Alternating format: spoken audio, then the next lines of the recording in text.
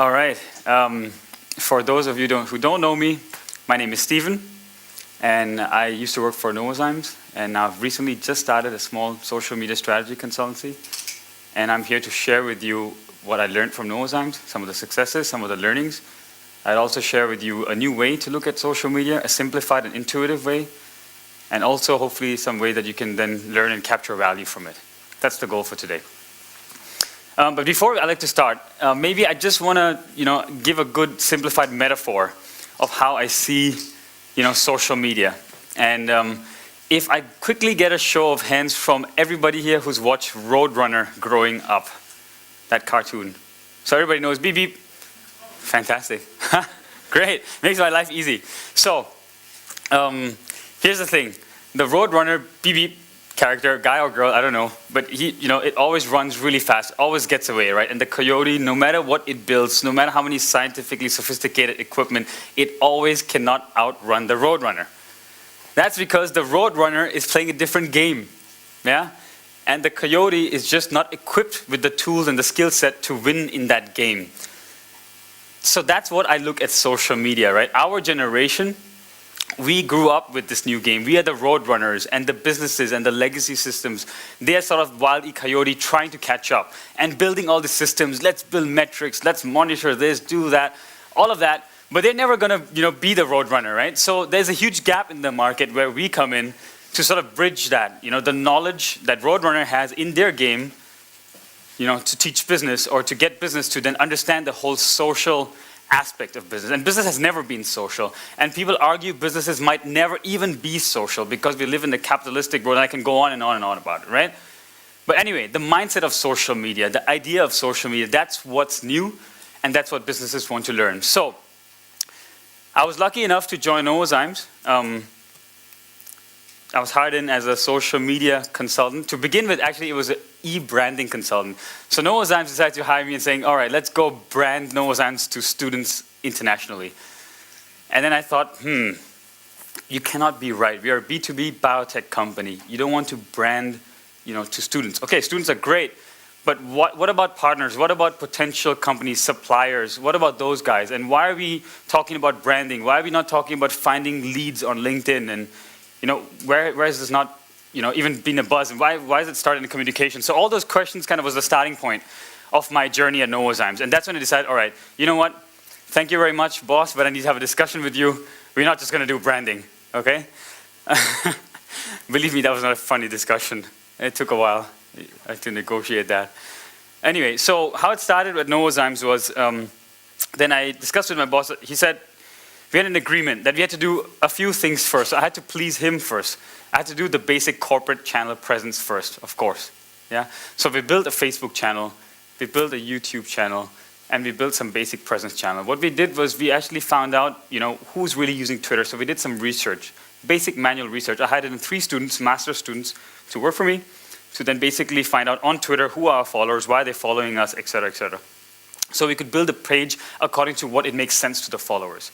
Same with Facebook, what is it about Facebook that people want to engage with Novozymes for? We found out it was a little bit about activism and a bit about making a change and rethinking tomorrow. So that was kind of the vibe that's here, the corporate channels. That's where I'm right now. And of course, when you build channels, if you've attended other speeches before, you know that a lot of channel building also means people in the organization will also try to build their own channels. And they will then try to compete with your channels. And there's a huge, kind of fun thing going on. So of course then comes the guidelines and the framework. And what's very interesting about the Novozymes framework, which is not very uncommon to the outside world, but it was very important that we started with listening. A lot of companies actually missed that step. In the past few years when companies engaged in social media, they just went in and they said, all right, just going to jump in and going to engage. Going to build a Facebook profile, engage with customers. Guess what happened?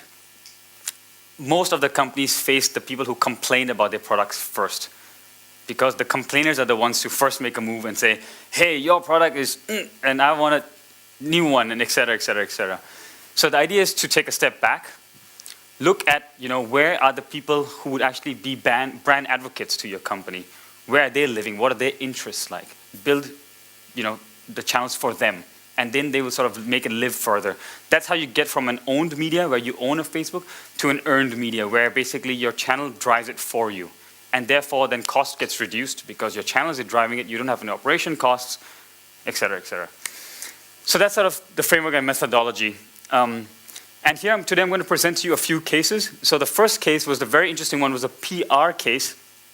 And the PR case is about how I worked with the PR guys in Novozymes to actually map out the influencers on our media space. So Novozymes had influencers like New York Times Magazine, Forbes, all these top, global magazine, new media. And they had people that we were engaging with. We wanted to build an online and social relationship with them that we had not done before, because previously media was done by pitching stories, making phone calls, agreement deals, and stuff like that. But we wanted to try out if we could get on the New York Times Green Blog, how would we do that? If we wanted to spread our news on Forbes, how would we do that? So that's kind of the pilot I'll get to. And then the next one, which I personally enjoyed quite a lot because it had to do with wastewater, the most interesting thing in the world. Don't laugh. I was serious. Seriously.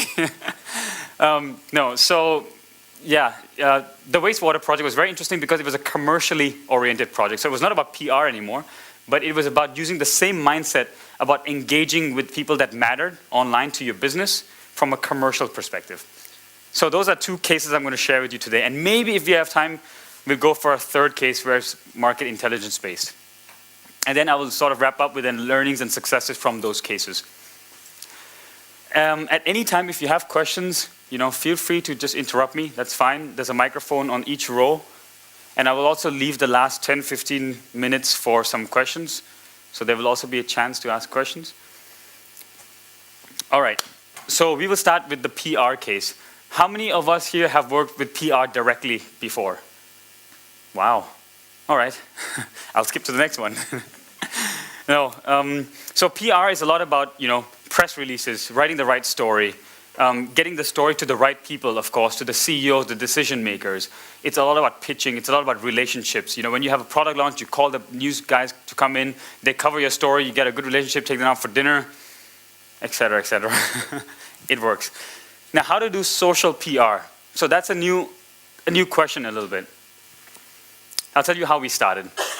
So I went to our head of PR and I told him, hey man, his name was Johan, I don't want to refer to him as man. So I said hey man, so I'm trying to actually explore how we can do PR on social media in the smart way, not just like, branding and blah, blah, blah, but really the smart way. And I want your help. So can you please give me a list of your top 50 online influencers, the guys you're dealing with on a day-to-day basis, the guys you're calling in on a day-to-day basis. So he gave me a list of like 500 people. I said 50, he said give me 500. So the first one was, of course, out of these 500 people, to find out who were the ones who were, first of all, online, on social media, reachable, and sharing material that is relevant to Novozymes. We didn't want to reach out to the guys who were saying, I hate biotech, of course, right? You wanted to go to the guys who said, pro-biotech, green economy is good, all the ones with positive sentiment. So we had to find out those things. So what I did, got 3 students in, amazing smart students. We then scanned the web together, literally Googled up manually, searched LinkedIn profiles, went to their groups, went to Twitter, what are their accounts, what do they say, all that hard work, manual labor, to form this graph where we found out that the guys on the top right, those are the ones should be our priority. And this is also a little bit about the topic today that I'm talking about strategic social media. So typically what you would do is you would just get a list and then you would start engaging and following them on Twitter, right? That's what I call is not strategic social media. It's not bad, but it's not great.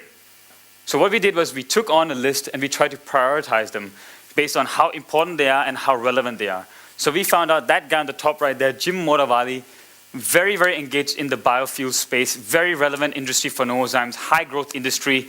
What a great match. If we could get this guy a small relationship with us online to spread our stories, boom. One guy instead of 1,000, and that would be all that mattered. So we went for that, the strategic targeted approach. That was a little bit of background intelligence of what he did. He wrote on New York Times Wheels magazine.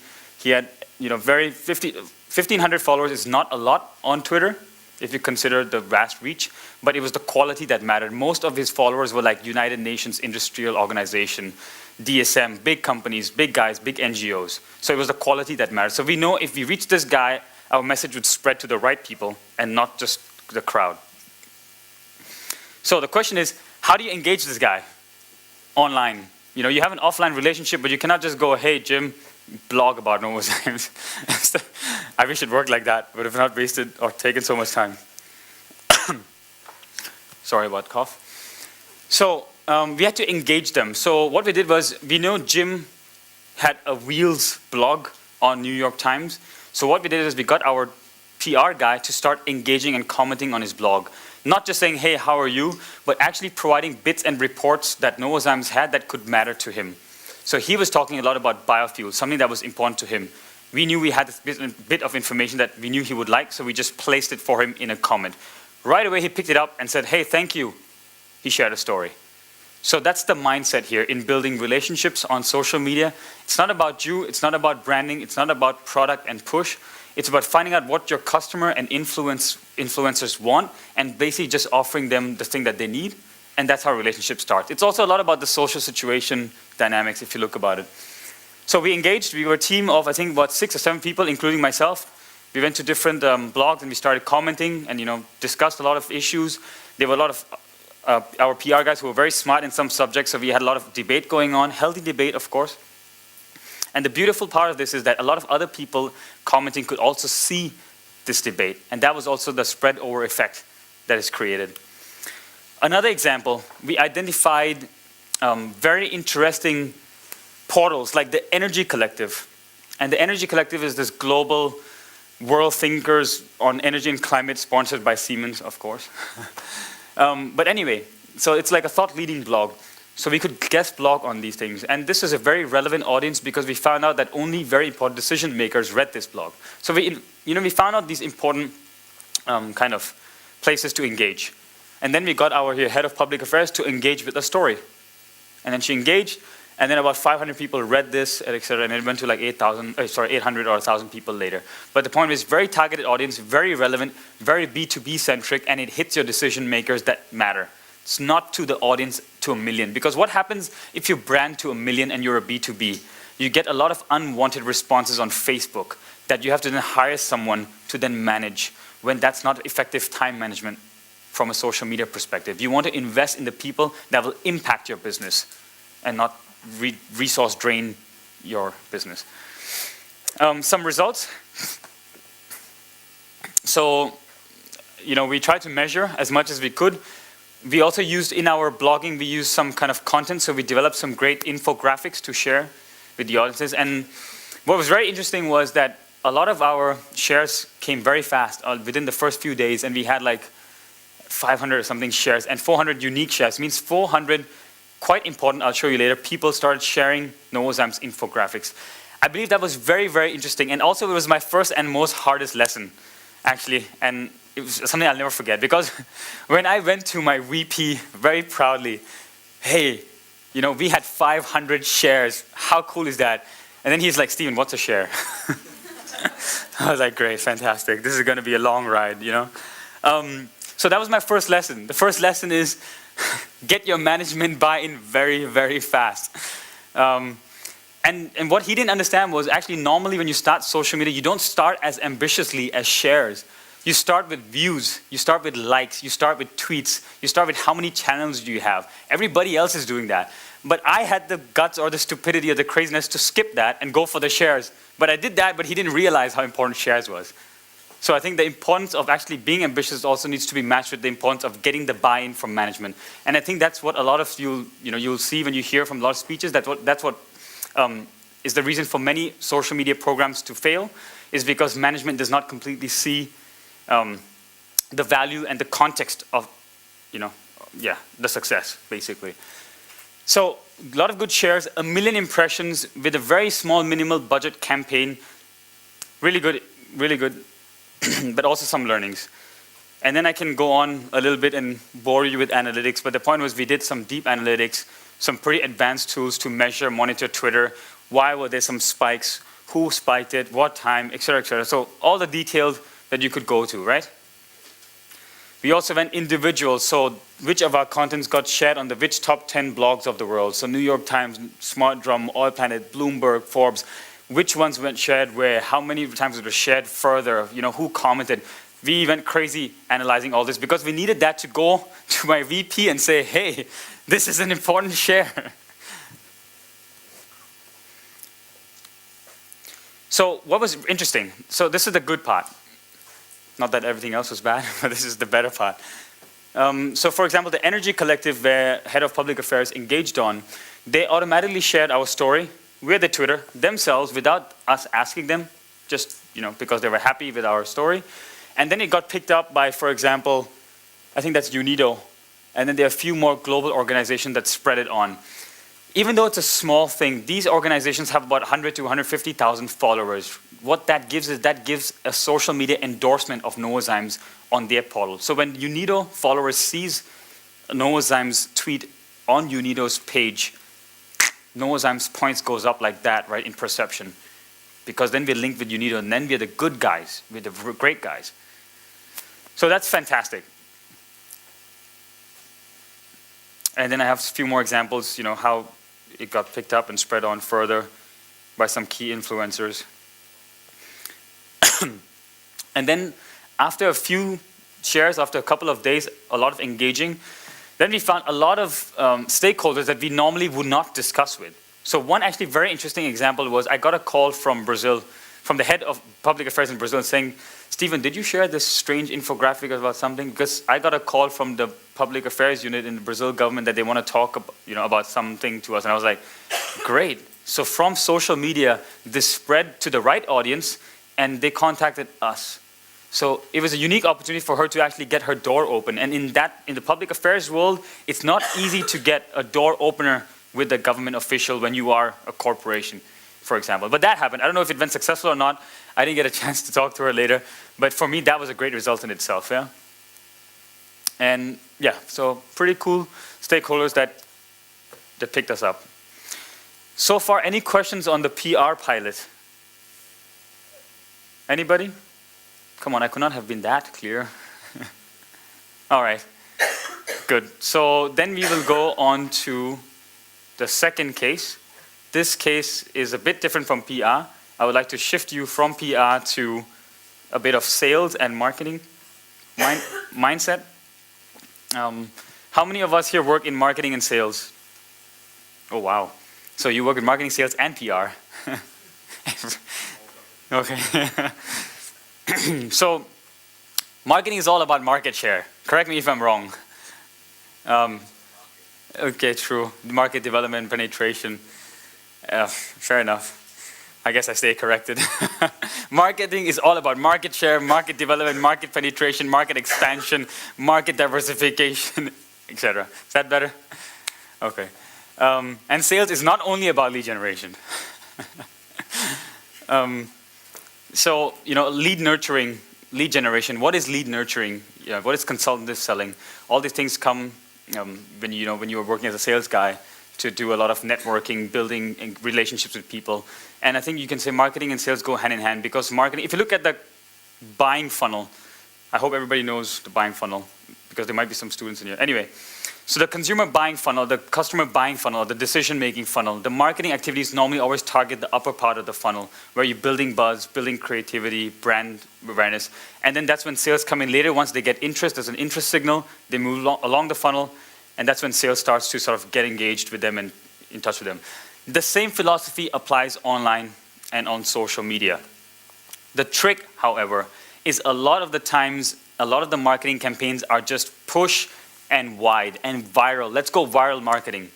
Viral marketing is good for maybe B2C, but it's not great for a B2B.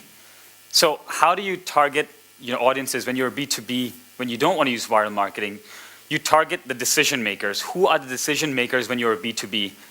Sometimes it's the buyer of your B2B, but it's not always the buyer because that's not where the zero moment of truth is. I'm using a buzzword, I'm sorry for that.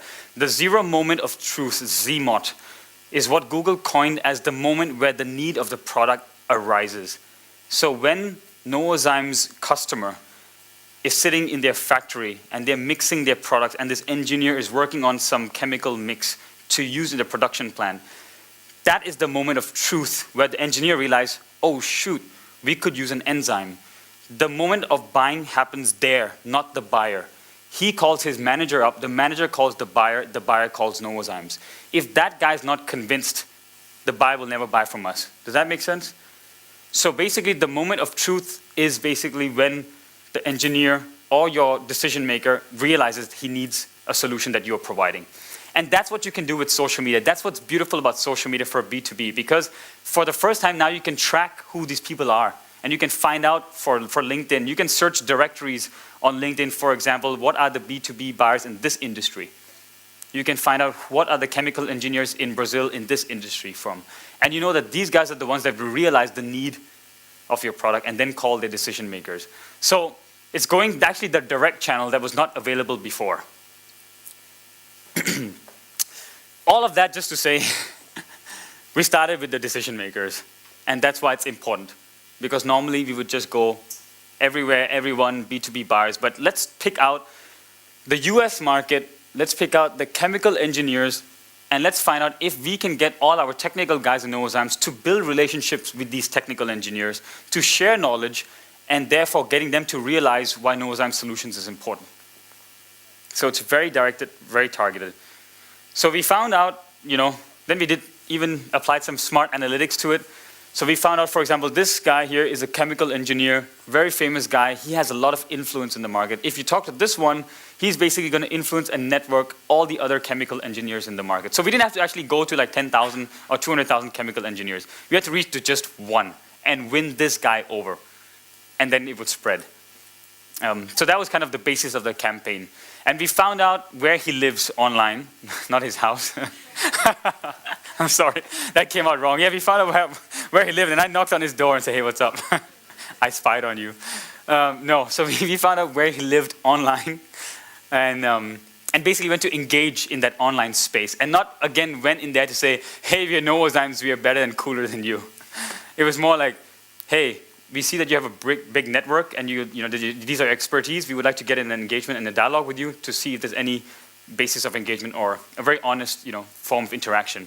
He responded, and then from there it was history, right? Then we got a lot of people commenting with us in this private forum, and then all the gurus in that forum, the lead specialists, the chemical engineer specialists started knowing Novozymes, and then you can say the value of that is priceless. So that was the person layer. There's also the conversation layer. So you can also look at, for example, the water. Now remember, it's the wastewater industry. So there was also, of course, the Water World magazine and a few other magazines that had a lot of influence online. And what's interesting is sometimes what you think is influential offline. For example, the Water World magazine, the print version, was dying. There was nobody buying it anymore, And the online version, however, was just really, really, really important. Everybody was viewing it, everybody was interacting. So there's sometimes a gap between your social reality online and the physical reality online. So I might be nobody in the real world, just a small guy starting a company, but online maybe I have a lot of social clout, and therefore I have a lot of impact to your business. So that was kind of what we found out with the previous guy here, who was basically not a big deal in the real world, but online he was very impactful, and the same with this. So that's what I think most businesses need to learn and understand, that with this new Roadrunner game situation that you have, the Roadrunner has developed a lot of clout and energy that, of course, the Coyote will never catch up to. So these guys basically have a lot of clout and impact to your business and are shaping decisions without you even knowing it. This was one learning, actually, that I also had, that the egg is golden. That sometimes when you're doing a lot of analytics and a lot of mapping, you might find something unusual. So when we were actually searching for wastewater treatment, now I'm going to get very, very interesting on you, right? This is the most exciting subject in the world. In wastewater treatment, there's an issue in wastewater streams, odor control, because they used to smell the power plants and stuff like that. So they had to use some enzymes to treat that with microorganisms, et cetera, et cetera, et cetera. When we searched odor control in our data analytics stream, we found out there was a lot of pet odor control issues globally, and there was not a lot of people addressing it. So we actually found a business opportunity that could have been a sizable potential had management wanted to drive it enough, but it was not resource prioritized. So you could come up with like these long-tailed, strange things, when you search, that you could find out business opportunity. And then we found basically, in my opinion, a golden egg that we could have pursued. This is an example of the forum that we found. It was a wastewater help forum. I mean, in my opinion, this is pretty crazy, right? We are a B2B company, and there's a wastewater, a very niche area treatment forum. This is not social media, but guess what? It is. And you will find this everywhere. You'll find a group of OEM manufacturers in the most technical industry discussing the most nerdiest stuff in the world. And those are the guys that can actually make your business and break your business like that, right? Because they're the ones who are the hardcore ones, and they're the ones who are making decisions. We found out a Nestle wastewater plant manager was actually operating in this forum. And Nestle is Novozymes one of the biggest, largest customers. When I went to management with that information, that's when they said, yeah, Stephen, please come talk to us now. Before that, they were like, what, So when I got into the door of management, and I'm talking about top management here, then I started getting all the questions like, yeah, so this little forum, aren't they like a bunch of lonely chemical engineers just like, taking a piss at each other? I'm like, okay, yeah, you might be right, actually. And I didn't know that. So I had to go, to their homes and knock. So then I had to go find out in the forum, who are these guys? What plant sizes are they coming from? Are they sizable? They're coming from plants the size of what? 30% above 100 to 1,000 people. So these are sizable business opportunities. Engineers making decisions about the latest technologies in this forum, and Novozymes never existed in that. The top companies, nobody existed in that. And that also was kind of the fear to get engaged pretty early on, because people saw, hey, it's new, it's strange, how do we do this? And sometimes it's a bit of a challenge to convince management to take the risk. But yeah, they are not basically lonely chemical engineers wasting their time. They're important, significant people. So whichever business you're in, whichever B2B business you're in, if you look at the consumer end of the market, you look at the people, politicians, the hype, great, you should do that. Marketing and branding communication should do that. Then there's the sales layer. Then there's the business development layer. Then there's the technical layer. And that's where the trick really gets very strategic. And this is where nobody really thinks about, because this is the harder thing to do, right? It's not like just building a Facebook page, paying 1,000, 100,000 something, and then just build a fan base. So these are the questions I had to ask to top management, and it was pretty fun, I have to tell you that. All right, so that was the commercial case on wastewater. Any question on that?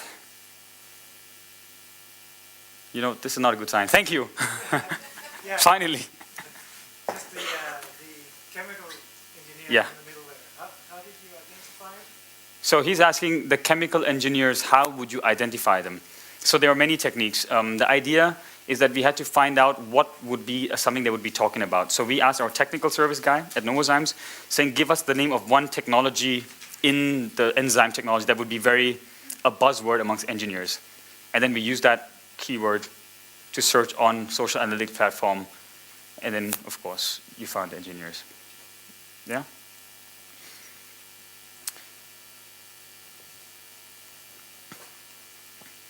So, from the lesson learned at PR, a lot of influence from the lesson learned on the commercial, the lead weight loss, that we could generate leads, we could promote and keep in touch with directly the decision makers.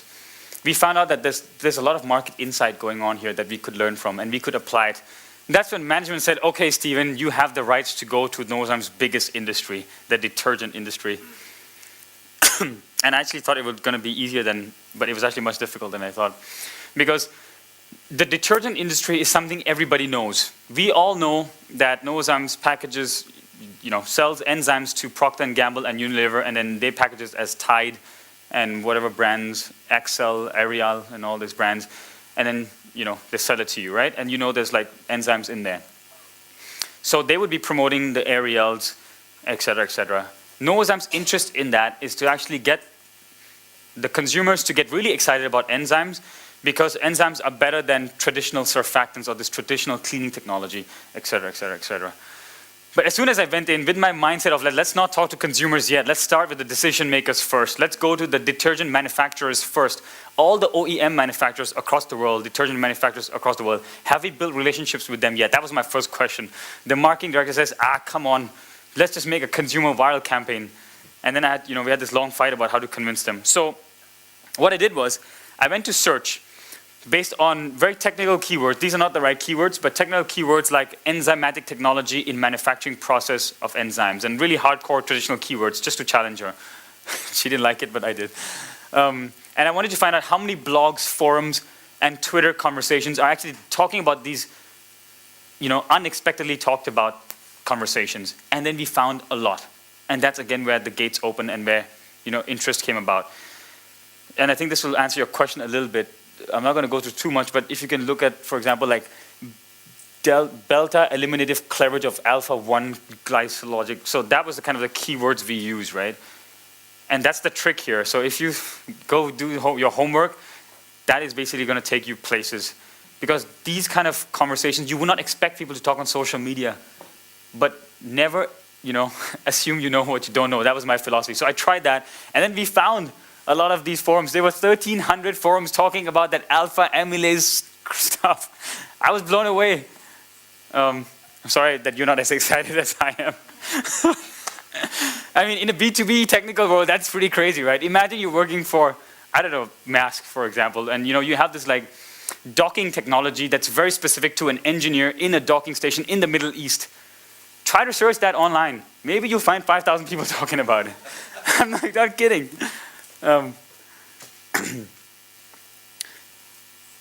So we found out, these chemical engineers, and they were on Twitter, they were hanging out, they were people like just us all.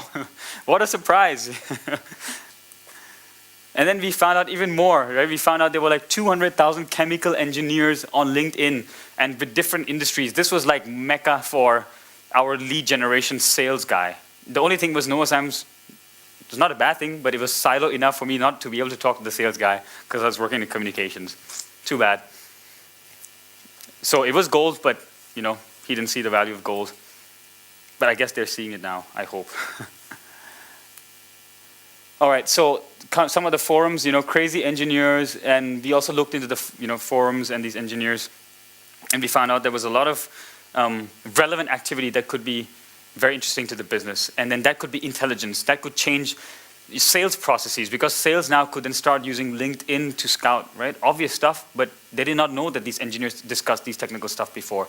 They did not know that there was a detergent manufacturers group before. That could be market insight. That could also be recruitment, right? Very targeted, specific niche technical skills recruitment. If you look at it from the recruitment lens, go to that forum, say, hey, we want this technical engineer. You got it. So key successes from the 3 cases and key learnings from the 3 cases. In case one day you're going to go into Novozymes and take on the fight. So PR pilot generated reach and shares and is much more ambitious than just views. But like I said, I did not manage to, you can say predict the fact that management would not have the understanding that I assumed they have. So my mistake. Could have been a little more proactive there to gain their knowledge. So a lot of the hype was a lot about the shares, but what does it matter if it doesn't fly with the top? Second one is lead generation, very good, and then we could compare it to 200 traditional leads. So the wastewater industry, this is something I missed out. In the wastewater industry, they used to generate 200 leads per year, traditionally, so non-online way. But we found out 500 leads. So when I went to the seniors and I presented, they said, yeah, but what's the cost of it compared to traditional? I had no answer because they didn't measure it traditionally. So yeah, legacy processes. All organizations have a lot of legacy processes and ways of working that are not online, that are not socially savvy. There's a mind shift that has to take place with people who have been working there for like 10, 15 years maybe in a certain way to then adopt these new technologies and also realize the potential of these new technologies. And chances are it's going to be many years. That's why my argument in my topic was that we are quite far away from a social business. If you guys have read about social business, we are more in the in-between phase, the strategic social media phase, where we're kind of experimenting to challenge all ways of working and using smart social media techniques, but we're not fully integrated into business processes yet. And I've covered the rest. All right, love that graphic. So any questions about that so far? About the 3 cases? Yes? Yeah. How do you measure your successes Yeah. or your key projects? Yeah. Because I guess management, they will always ask about figures. Yeah. So the question is, how did I manage success? Because management will always ask about figures. So there were 2 things that I tried my best trying to stay up at night trying to figure out. One was with the PR campaign, which was I wanted to link the speed of trust in our shares. So how fast does it take when we post a comment to our object is shared online compared to when we call them up, write them a press release, before the press release is published, etc., then it reaches the market. So the speed at which our news is shared, because if it's shared on traditional or on social, it's a share, but which one's faster? I could not say which one was cheaper because they did not measure the traditional cost and we did not factor in management costs in it. That was one measure. The other measure was when we did the impressions. So we got 1 million impressions. We estimated the cost per impression comparing it to a magazine. So when you pay an ad in a magazine, you get, like, they say you got 10,000 impressions, right? So we factor in the cost of the magazine and how many impressions, divide that, you get a factor, and you compare that to 1 million impressions, how much investment, you get a factor, and you compare those 2 factors. But I mean, in the end of the day, I think management were very important about actually, in the big picture of things, you know, in this whole new PR, you know, how much investment will it take resource-wise to get it up and running? That was what their bigger question was. And that was something I didn't have an answer for because it always meant that we had to reduce some of the traditional resources, which is not fire people, but actually reduce their budget traditionally to move them online. And the ones budget holders would not always do that because that's not how they're comfortable working with. And then they have this new guy coming and telling them new ways how to do things. So that was one measurement challenge. The other one was with the leads. So I did like a cost per lead analysis for wastewater. So I tried to figure out the traditional, which is not part of my job, but I tried to figure out the traditional way they found leads. So 200 leads, the cost per lead was, I factored in the cost of events. Their advertising, the all traditional budget, and found out how many leads they had, divided that, got a cost per lead traditionally, and then try to figure out the cost per lead online and compare those 2. And then I also brought up the opportunity cost because I also then presented values to management that these are the potential opportunities that you would get in the long run if you acted now. Try to estimate the cost of that, but it doesn't, the cost discussion never flies well, so I always focus the discussion to value. And this is what you would get from it. And then let's think about paying later. Okay. Yes? So who is the lead for you? Yeah. Because you say the Chemical engineer. Yeah. But how do you know that he's making the decision is right? So it's a very good question. So the only way I can say this is, let's say I'm a 5-year-old kid, which I was, so I remember that, and I really wanted cereals. And I did not know, it's not I wanted cereals, I was really hungry. That was the point of need. So I'm a kid and I want cereals. I cannot go buy myself because I'm not financially independent, I cannot go to the store myself.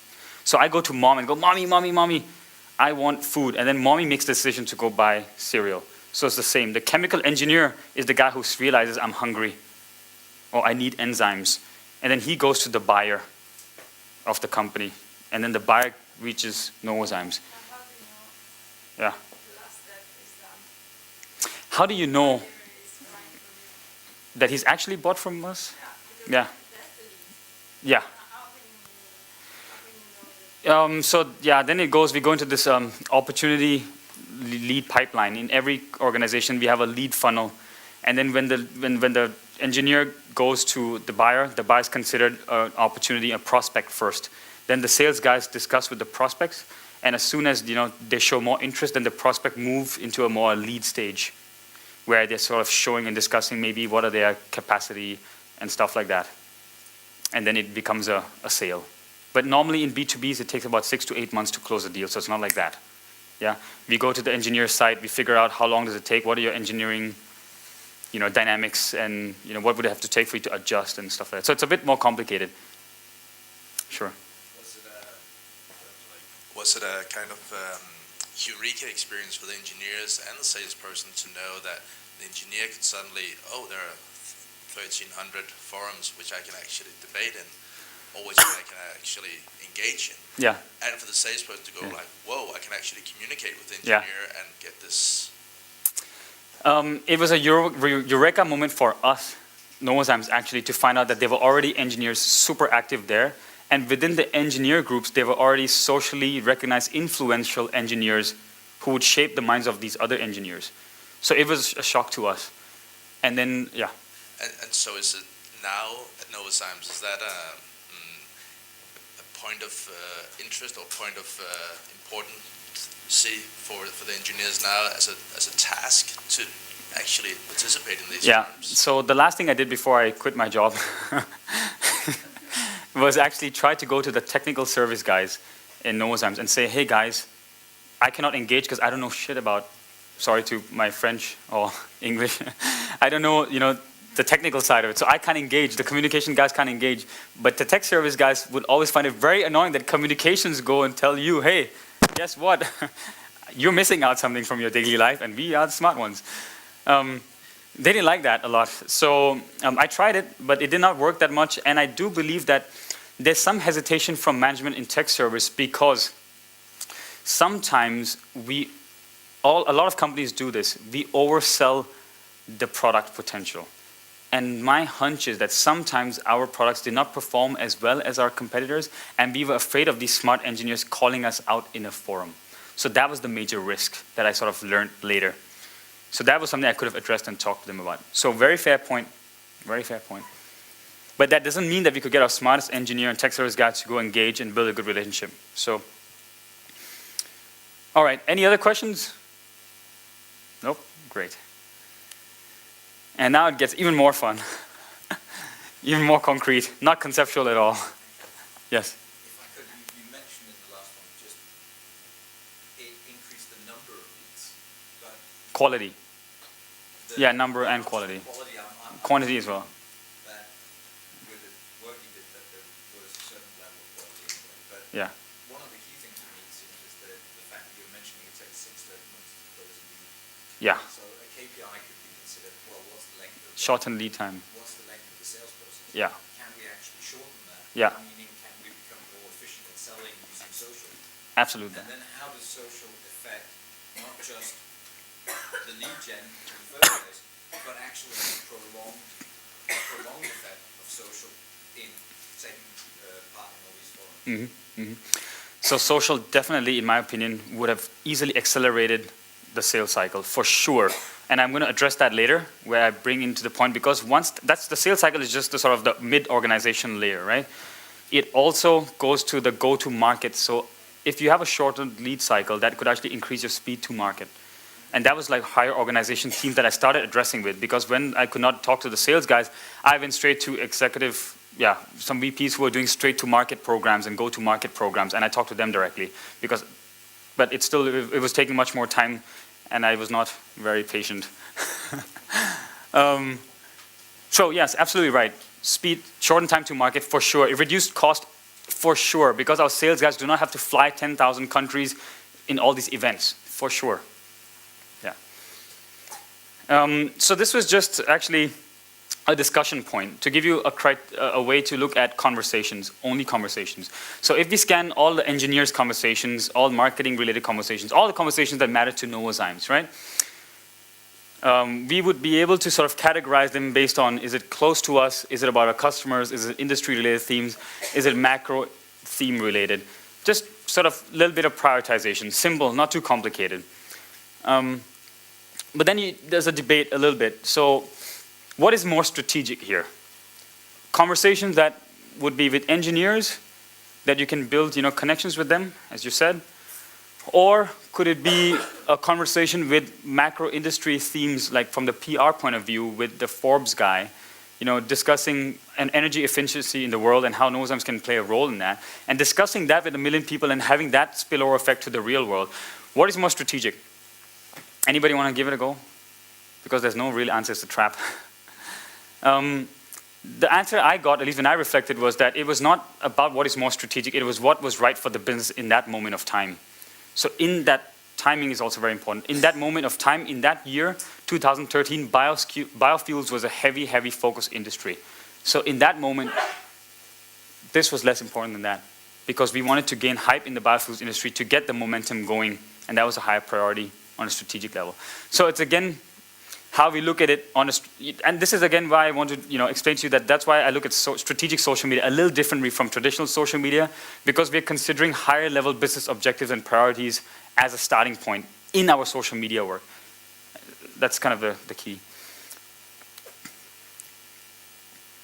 This is an obvious one. I think I've said it 1,000 times. And you've heard it a lot. Of course, online influencers and thought leaders have great impact. But a lot of companies don't know who their online influencers are, and they traditionally always get it confused. Novozymes did not know Tree Hugger was an influencer for Novozymes. Novozymes always thought Forbes and New York Green blog was an influencer. But we found out Tree Hugger was an influencer because, who's the ex-president or the second to the president? Al Gore. How can I forget his name? Al Gore used to comment on Tree Hugger a lot and blog on it a lot, guest blog on it a lot. And he used to talk about that, technology trends in the green space on Tree Hugger. That basically shaped the market. So we did not know that they were an online influencer until we actually thought about it. So sometimes an online influencer might not be the ones you directly think it is. So that's something very important to look at. The other one is, what criteria are you going to segment them on? I don't want to get into the discussion, but I can just show you an image to get you even more excited. So this is an influencer map of Novozymes across an industry. I'm not going to tell you which one, but then we group them by colors, and each color represents a certain segment or a criteria. It could be anything. It could be geographically segmented. It could be behaviorally segmented. How close are they to buying? It could be relationship closeness, influence, power in the market. Many, many criteria. But what's important is once we segment them, then we know who in the organizations can connect, impact, and build relationships, and what to actually say, and what matters to these guys. Because some of the R&D guys were actually very participative in famous blogs for some strange reasons, and then you have switch over effects. But I could go on. So that's the influence. And then we talked a little about the buying funnel, and of course we talked about shortening up the lead pipeline and the prospect pipeline. And also a very interesting thing about Novozymes is I think 50 or 60% of our sales go to the top 10 biggest companies in the world. So we didn't actually want to do a lot of lead generation. That was another issue. What we wanted to do was a lot of customer insight mapping and power mapping of big companies. So we wanted to go and find out all the B2B, all the buyers in Unilever across the world, for example, and do an influence map of that, which we did. And that was more meaningful to the key account manager of P&G for Novozymes than something else. So that is something very, very interesting, because once you go to get insight about your key accounts on a global scale, the networks, how they network, how they're connected to you, opportunities are endless, right?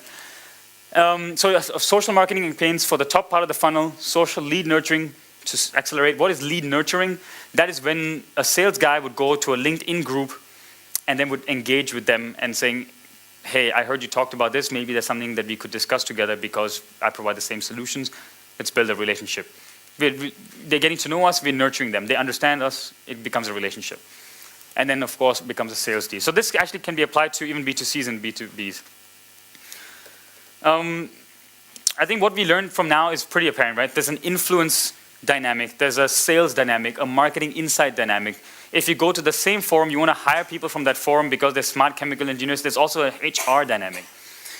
How do you get a team together to then filter all this important stuff going on?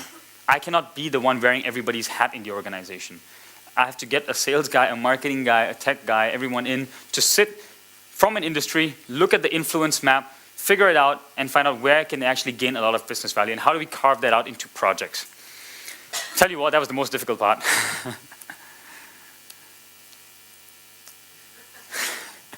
Because all of them were very, very skeptical.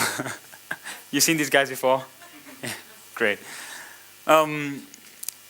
But one thing that I actually take that was very, very important learning was, even though I got the team together and it failed, nothing came out of it. It was just discussions of people fighting, and tech service was telling marketing, you are, and marketing was telling tech service, you guys are, and everybody's like, and I'm sitting there like, oh no, I can see my future is going to be very bright here. One thing I learned, which one of my very good management executives who was a friend also, he told me, Stephen, don't underestimate the power of what you did. You broke Novozymes' silo for the first time. Never in Novozymes' history had a sales, a technical service, an HR guy all sit in one room together on one focus. It has never happened. Great, you can't measure it, but we broke silos. So that was kind of my angle to management again when I made the program happen. Hey, wait a minute, there's a high-level strategic impact here. We can break down organization silos. We can use it as a pilot to do innovation projects, perhaps. Maybe we can do internal social media collaborative things.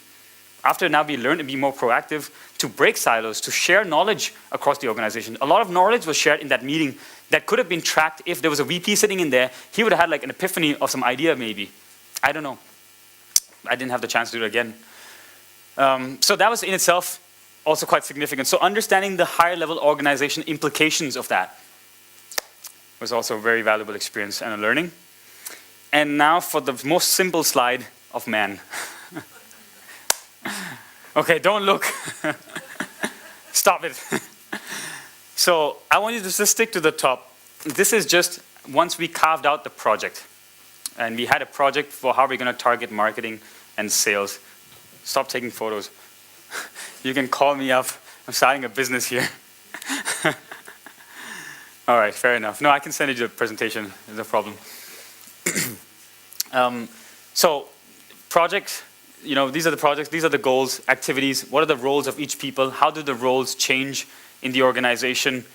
You know, when the project moves on from each phase. And then from these projects, we develop sort of package campaigns. What kind of campaigns would it hit across the organization? A lot of crazy campaigns, right? So we talk about influencer mapping. So what's strategic about this? Why am I calling it strategic campaigns and not just campaigns? Because it's not just about building a Facebook liking and Twitter following and followers and tweets. We want to establish thought leadership. That's the end goal. We want to co-create content. We want to establish thought leadership in a certain topic with certain key influencers in the market. That's the ambition, and that's the strategic aspect of it. And that's the same philosophy we took with all sorts of business. We can go on, but you know, you can look at talent attraction campaigns, targeted search, employer referral programs. LinkedIn has a very good tool for employer referral programs. But the best part is, you have to structure it. At least I had to structure it all because I had to sort of overlook the business group. And what we saw that there was also a lot of executional level kind of strategies and campaigns like content plan, matching the content plan to engagement plan. A lot of social media tools that can do this. Great stuff. Choosing the right tool might be difficult. Integration with web, that's very important. The web guys have been there, the unified communications, the digital evolution is very important. And social is moving a little far ahead, but integrating it with web is very important. But don't ever get trapped by the fact that the web person will tell you that social media is a traffic generator. No, it's not, and it never will be. Yeah. On a project and a program level, we look at project risks, program risks, stakeholders. On an organization level, like I said, we looked at, speed to market. We looked at breaking organization silos and how it, gap analysis and stuff like that. So that was kind of a little bit about, the reflections of how I came to think about strategic social media. And now I just want to spell it out for you. So strategic social media is the in-between phase, as I mentioned before. Everyone here probably have heard of social business, I hope. The concept of social business, very idealistic concept where all processes internally and externally are sort of, interconnected, flowing, and there's like a free network of talk, everyone's social. I think that's going to be many, many years, or maybe never going to happen because we don't live in a world that's so socially driven, at least in organizations' point of view. And I think where it gets really strategic and where management starts really liking is then when you apply high-level business priorities to this. The timing for this year, what are the key priorities? That's important. And then using the right criteria, the criteria that matter to your business to judge customers and influencers. It's also about looking at social media from a commercial standpoint across business functions. So when we went into that engineering forum, also realizing that, wait a minute, we could actually recruit from there. That was kind of the strategic part because we didn't have to think about recruitment at all. We could have just thought about relationship building. And I think the lastly is realizing that what we're doing with social media has strategic long-term consequences. Whether it's appreciated or not, that's another issue. But it does, can break silos, and that's quite a tough task. I think management on all companies face these challenges, and some are incentivized to actually do them fast, some are really not. I hope I can show this on an image for you. Have you seen this one before by Altimeter? A very famous, I had the chance to work with them, super amazing guys, world-leading guys, Brian Solis, Charlene Lee. We were consulting together. They helped me a lot, to get me where I am with this thinking, so I owe them. But if you had to categorize social media adoption in a company, the 6 stages of business transformation, I had already announced I don't think this will ever happen. Yep, I said it and you heard it first. If I'm wrong, please tweet me. I'll happily retweet it. I think that all organizations will remain somewhere here, formalized and strategic. And that's why I believe Inspirio will be quite engaged and also having the chance to work with a lot of companies, because we are specialized in thinking about formalized and strategic rather than pushing it for it to get converged and being too idealistic in our approach. The last thing, actually it's the second last. So what most social strategies are missing? I've not seen that many, and I'm not a super expert. I've done some strategies, seen a lot of good cases. One thing that I saw that was missing, that we always underestimated, like those big concepts about desalinification, speed to market. Not everybody thought about that. We could also tie metrics to that, right? How could we aid the speed to market theme in the organization much faster? What bottom line cost reduction efforts could we do, and how could we tie it into that? Second is human metrics. I have never seen a company in the social media strategy, maybe I'm naive, but there are not a lot of strategies that say the number of thank yous that you got after engagement. That's a great metric to have, number of thank yous. The speed of the reply of the audience, that's very important, right? Timing shows interest, excitement, engagement. If you're tweeting to someone and they reply right away, the timing of the audience, put a metric on that, because that's great. Level of feedback, how much are they engaging with your brand and giving you honest feedback? A lot of companies want to just stay away from that. I don't know why. Maybe it's just me. And then qualitative metrics. So forget the 1 million views if you're a B2B. Focus more on the 10,000 influencers that will actually impact your business first. And then once you've established that, then go for the 10 million views if you have the budget for it. But that's it. Any questions about strategic social media before I show you a last little bit of a funny slide, maybe? Any questions? You have a microphone? Yep. Have you ever thought about doing a sentiment analysis on Twitter? Absolutely. Because I did my master's thesis about no one artist Twitter. Yeah. Fascinating. Sentiment is so critical. So if I go back to this slide here, it's one of the most important things, because sentiment in the public affairs and PR space can tell you a lot. So when you categorize the conversations, so sentiment would be one criteria. So how positive the sentiment of this group of audience is to you. What's the sentiment of this group over here versus that? And how can we move their sentiment, or how much have their sentiment changed from last year to this year after this campaign was released? So incremental change in sentiment stuff. So very fair point. No, yes, of course we did. Yeah, but we never went into it in detail, because we, after you look at sentiment, then you get into action stage, whereas, how can we build relationship with them? And we went much more into let's build a relationship, because now we know the sentiment, we can analyze it. What do we do after analysis? We build a relationship. And how do you build relationship? Based on their sentiment, we develop an engagement object, like an infographic maybe, or we get a guy who has enough knowledge to engage with him to then go on his blog and engage. And then therefore we sort of change his sentiment, or follow his sentiment in the right way. Yeah. So sentiment is the starting point to actually figuring out what to engage with. Yes. Yes. Please use the mic, because he will kill me.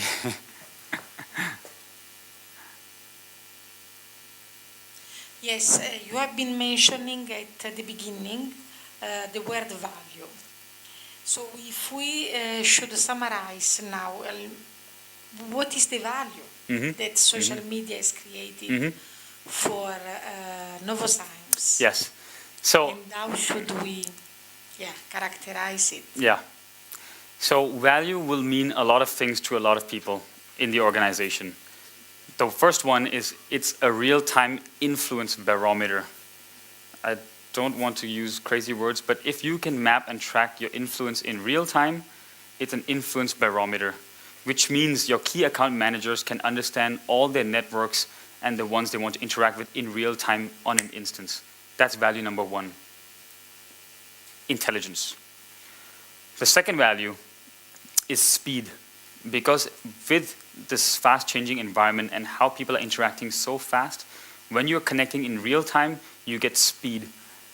The mistake that people make is that get into social media with a lot of reactive nature. They build platforms first, and then they never get speed because they're always reacting to the conversation and the people. They're never proacting.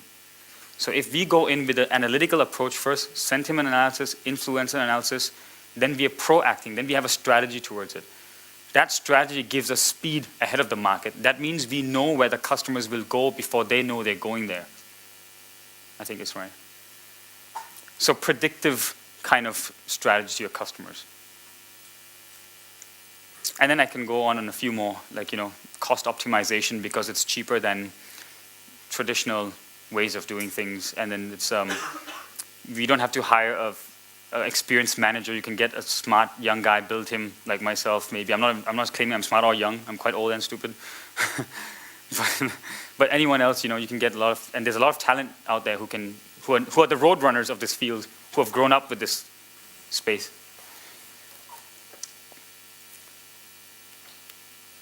All right. Any other questions? Ask now. Just leave you with this. I think it's quite funny. Help me out here. I don't have many more jokes.